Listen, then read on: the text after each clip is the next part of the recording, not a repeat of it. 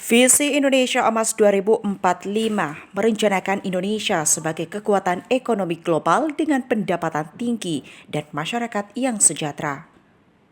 Namun, bayangan cerah ini terancam oleh tingginya tingkat pengangguran, terutama di kalangan generasi Z, kelompok yang diharapkan menjadi inovasi Indonesia di masa depan.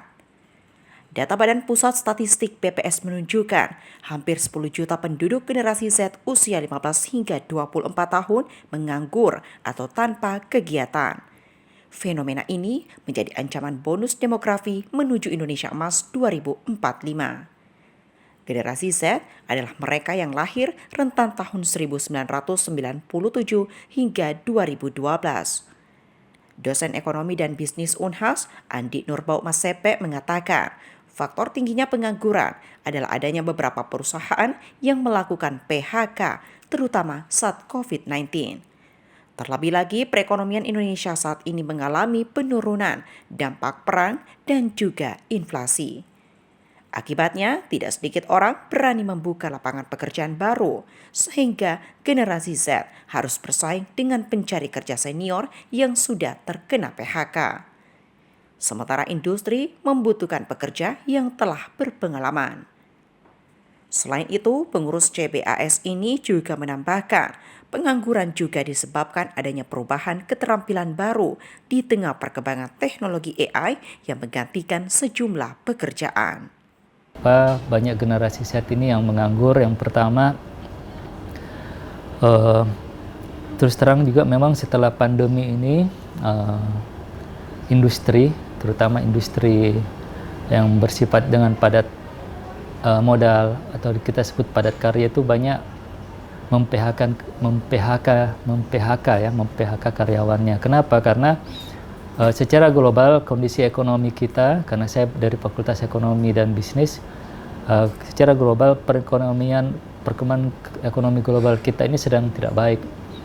Dalam arti lagi down, lagi turun. Salah satu dua penyebabnya yang Anda sering dengar adalah perang, ya, adanya perang. Kemudian yang kedua adalah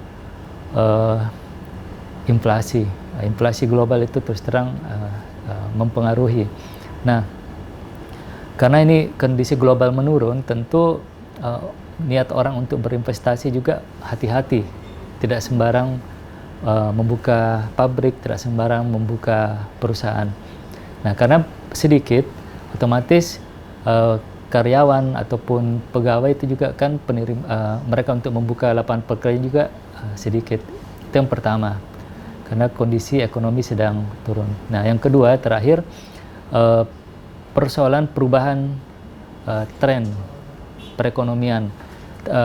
Adanya teknologi, ya, dalam hal ini misalnya teknologi IT itu merubah skill-skill baru yang dulunya bisa dikerja 10 orang, tapi dengan adanya IT dia tinggal 1 orang. Otomatis kan juga ada perubahan. Nah, dan 1 orang ini ada skill baru yang dia butuhkan, yang dulu 10 orang itu punya skill seperti ini, tapi dengan 1 orang ini ada skill baru, tapi dia bisa menghandle 10 orang pekerjaan itu sekaligus. Nah, itu yang menjadi permasalahan dari Gen Z sekarang, kenapa banyak yang menganggur, ya. Sementara menurutnya, pendidikan saat ini belum sepenuhnya sejalan dengan kebutuhan pasar kerja. Banyak lulusan yang belum memiliki keterampilan baru yang dibutuhkan industri. Meski di tengah tantangan industri generasi Z, Andi Nur melihat ada peluang apalagi dengan perkembangan teknologi. Generasi Z, terutama mahasiswa, bisa mempelajari keterampilan baru, mengikuti kursus, dan magang di industri. Peluang itu tergantung dari pola pikir tanpa mengharapkan sepenuhnya kepada pemerintah. Dirinya menyayangkan masih banyak pola pikir seseorang mencari kerja sebatas lingkungan tinggalnya. Ia mencontohkan pada keterampilan data analis misalnya. Jika seseorang mencoba magang online dengan perusahaan asing, bisa dengan bayaran yang lebih tinggi. Peluang lain seperti konten kreator, data science, dan desain. Peluang ini bisa mengurangi tingkat pengangguran jika generasi Z menguasai keterampilan tersebut. Zulkarnain, Nurinur Hayati, Unhas TV.